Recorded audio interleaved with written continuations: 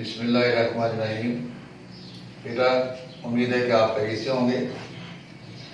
अब आपको मुल्की हालात का पता ही है कि तमाम स्कूल्स बंद हैं, अकेडमीज बंद हैं, लेकिन स्वीट वेज पब्लिक स्कूल इन हालात की वजह से आपका वक़्त ज़ाया नहीं होने दे रहा। स्वीट वेज पब्लिक स्कूल ने यूट्यूब के वसातत से ऑनलाइन लेक्चर का सिलसिला शुरू किया है, जिससे उम्मीद है कि आपका टाइम भी बचेगा और आप बहुत कुछ सीखेंगे। जो बच्चे तवज्जो से सीख रहे हैं, सिलसिलावार सीख रहे हैं और फीडबैक दे रहे हैं, मैंने कहा था जो चीज़ नहीं समझ आती वो स्वीट वेज पब्लिक स्कूल के एड्रेस पर आप बताएं कि ये चीज़ हमें क्लियर नहीं, वो लेसन आपको दोबारा रिपीट कर देंगे।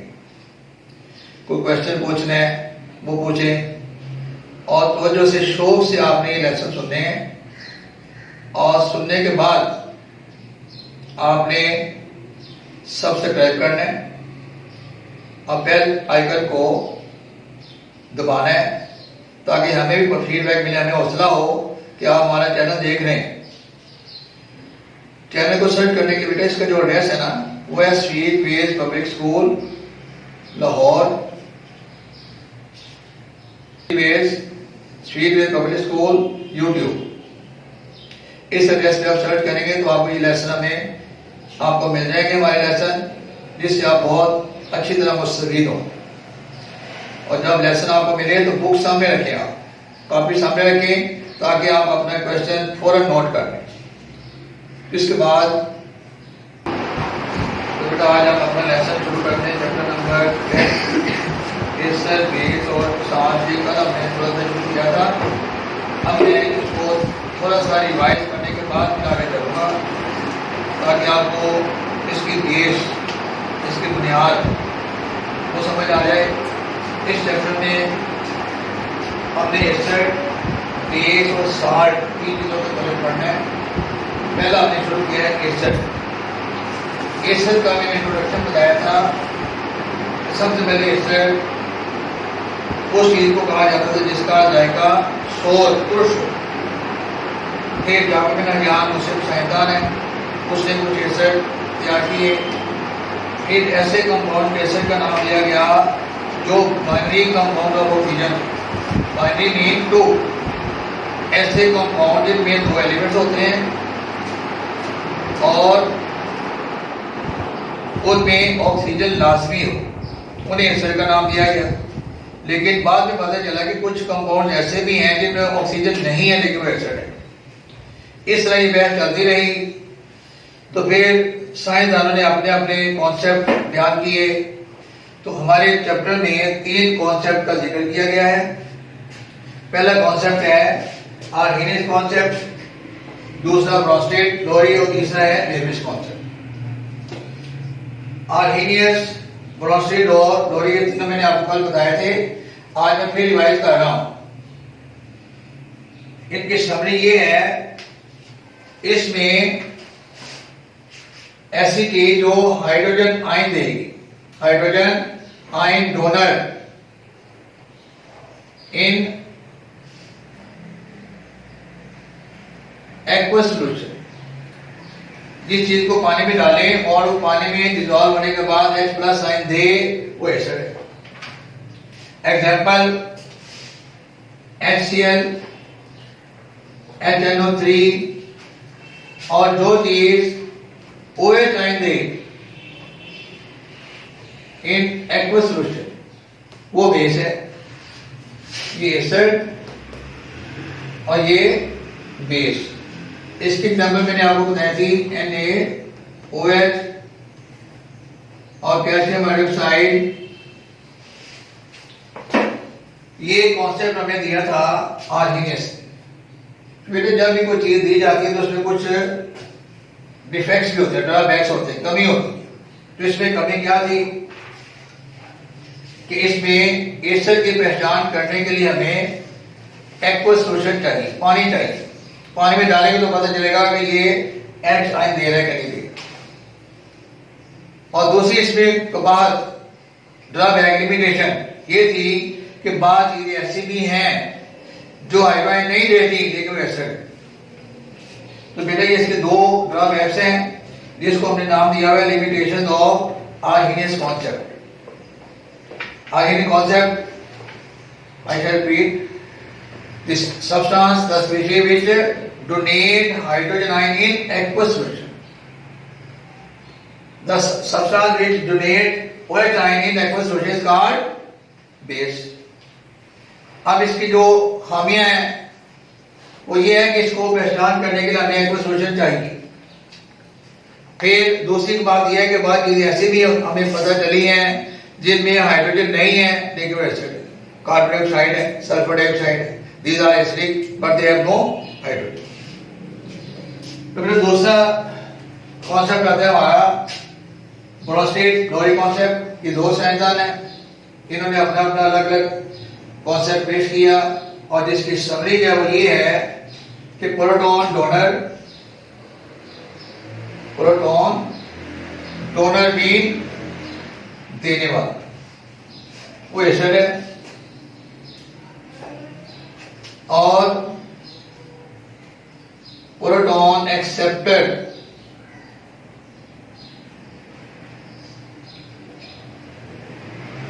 ये बेस। बेटा इसमें एक्वस सोल्यूशन की जरूरत नहीं है। The reaction will tell us कि ये एसिड है या बेस। जो रिएक्शन है ना वो हमें बताएगा कि ये एसिड है या बेस है। For example HCl it will separate into H+ and Cl minus. अब इधर से देखें ना आप तो ये H+ ये प्रोटॉन है, ये हाइड्रोजन नहीं होगा, ये इट इज प्रोटॉन। ये प्रोटॉन किसने दिया है? HCl ने, तो ये एसिड होगा, प्रोटॉन डोनर। अब आप इसको रिवर्स लेके आए, जब आप इसको रिवर्स लेके आएंगे तो ये प्रोटॉन कौन ले रहा है? ये ले रहा है, तो ये एसिड कि बेटे इसके साथ मिलेगा तो ये बनेगा ना। प्रोटॉन डोनर एसिड और एक्सेप्टर बेस। किसी भी एसिड बेस को ले ले तो इस तरह हमें रिवर्सिबल रिएक्शन दिखाना है और जो प्रोटॉन दे रहा है वो क्या होगा? एसिड, और जो ले रहा है वो बेस होगा। अब इसमें कुछ डेफिनेशन आगे जाके देखेंगे। कॉन्जुगेट एसिड और कॉन्जुगेट बेस क्या होता है। ये कॉन्जुगेट एसिड और बेस का जो तल्लुक है ना ये लोरी ब्रोस्टेट के साथ है, आर्हेनियस के साथ नहीं है, ना लिविस के साथ है। अब देखें, ए conjugate acid is a species form by accepting A proton by base. अब इस रिएक्शन को देखें आप, HCl plus H2O double arrow H3O plus और Cl माइनस। अब जब आप फॉरवर्ड रिएक्शन को देखेंगे तो ये एसिड है, ये बेस है।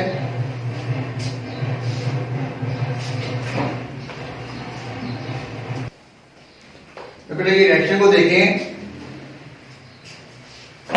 इधर कॉन्जुगेट एसिड और ये कॉन्जुगेट बेस।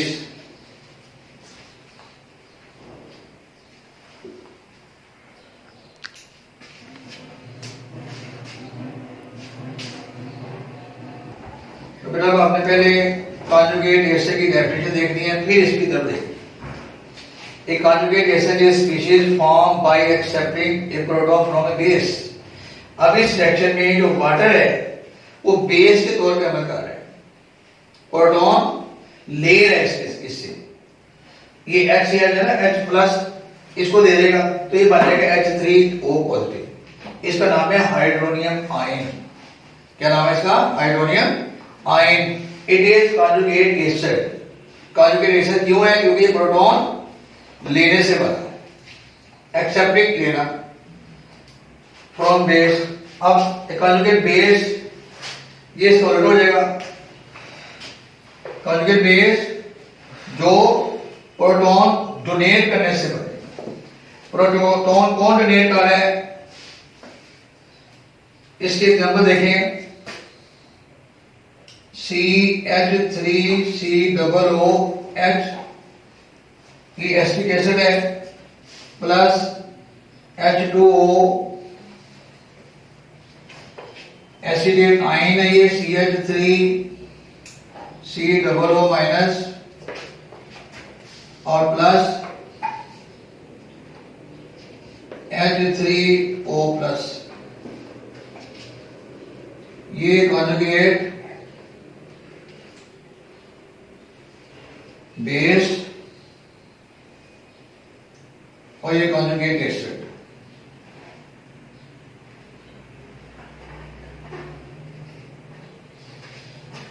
डेफिनेशन के मुताबिक आप इसको देख लें, कॉन्जुगेट एसिड जो प्रोटॉन लेने की वजह से बनता है।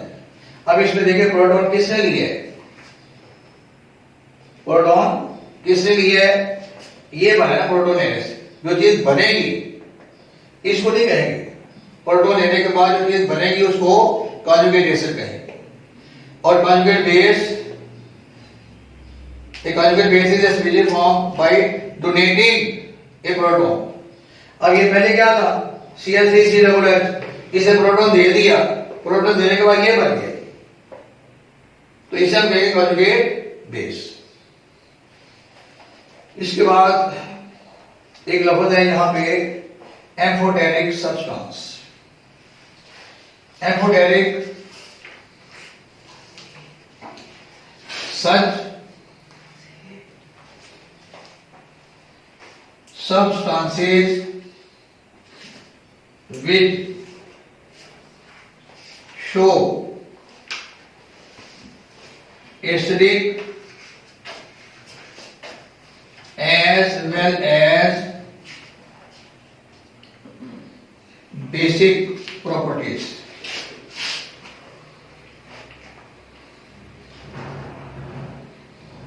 For example, water.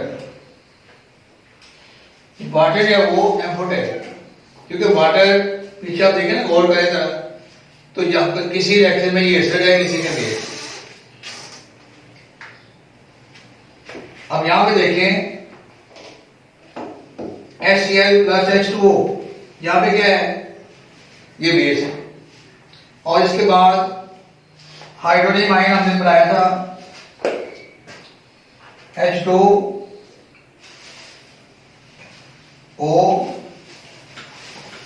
प्लस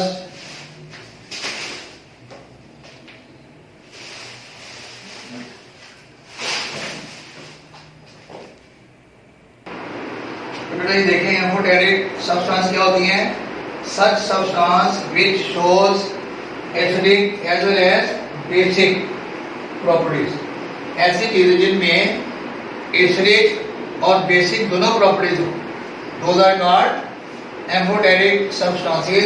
तो वाटर बेटा इसके एग्जांपल दे रहा है वो, इस रिएक्शन को देखें जो हम पहले पढ़ चुके हैं, इस रिएक्शन में water base according to Lowry Bronsted concept कि ये प्रोटॉन दे रहा है, उसके बाद प्रोटॉन ले रहा है, उसके बाद ये प्रोटॉन दे रहा है, ये एसिड है। अब इस रिएक्शन में आ रहे हैं लेविस कॉन्सेप्ट में, इसके बाद लोन के इलेक्ट्रोड होते हैं, वो इसको दे रहा है तो ये अमोनियम आयन बनता है। यहाँ पे इलेक्ट्रोड पे एक्सेप्टर है, यहाँ पे ये एसिड है, यहाँ पे बेस। इस लिहाज से हम वाटर को एम्फोटेरिक सब्सटेंस भी कहते हैं। ये यूनिवर्सल बात नहीं है, रिएक्शन पे डिपेंड करता है कि इस रिएक्शन में वो क्या रोल अदा कर रहा है। अगर तो वो प्रोटॉन ले रहा है या इलेक्ट्रॉन एक्सेप्ट कर रहा है, उस लिहाज से वो एसिड या बेस है। यानी आपने पानी को बेस नहीं कहना, ना पानी को एसिड कहना, आपने रिएक्शन को चेक करना है कि रिएक्शन में इसका रोल क्या है। तो रिएक्शन के मुताबिक वो एसिड भी और बेस भी है। इस तरह water is an amphoteric oxide compound. अब बेटा ये लेक्चर जो है अभी थोड़ा सा रहता है,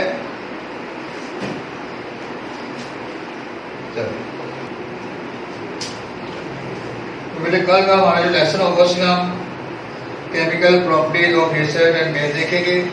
उसके लिए हमें ये red litmus paper, blue litmus paper और ये पीएच पेपर इस्तेमाल करेंगे। कल के लेसन में मैं आपको इनको प्रैक्टिकली एसिड, बेस और साल्ट के अंदर डिप करके दिखाऊंगा कि हमें ये कैसे पता चलता है कि ये एसिड है, बेस है या न्यूट्रल। आज का लेसन हम यहाँ पे एंड कर रहे हैं। लेसन एंड करने से पहले आप ये सुन लें कि ये lesson sweet wage public school की तरफ से आपको दिया जा रहा है। स्वीट वेज पब्लिक स्कूल जिसने ये महसूस किया कि तलबा का जो टाइम है बहुत ज़ाया हो चुका है और हो रहा है, तो न जाने कब ये हमारे हालात ठीक होते हैं, कब स्कूल होते हैं। उन्होंने आपके टाइम को बचाने के लिए ये सिलसिला शुरू किया है। आप भी ये ड्यूटी समझ लें या एनकरेजमेंट समझ लें कि आपने लेसन एंड करने से पहले सब्सक्राइब करना है और बेल आइकन को प्रेस करना है ताकि हमें भी पता चले कि आप हमारा लेसन देख रहे हैं और आइंदा आपको हम इससे मुफीद लेसन दे सकें। अल्लाह हाफ़िज़।